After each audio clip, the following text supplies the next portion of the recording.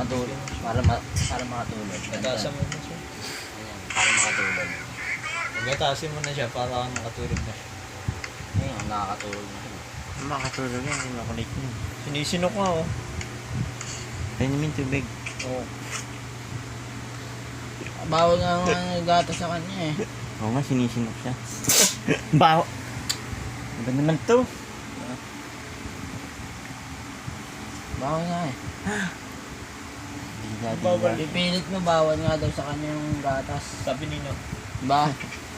Diba bawal? Ewan po. Yun yung sabi-sabi lang.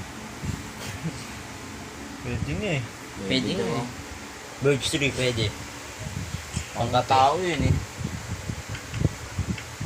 Nag-aalaga mama nito, tas nang ano. Ayan, Kasi, tutulog nga. Alam niya ba yun? Alam niyo yun. Alam. Alam mo siya. Ano siya? Kapit. Cactus nito.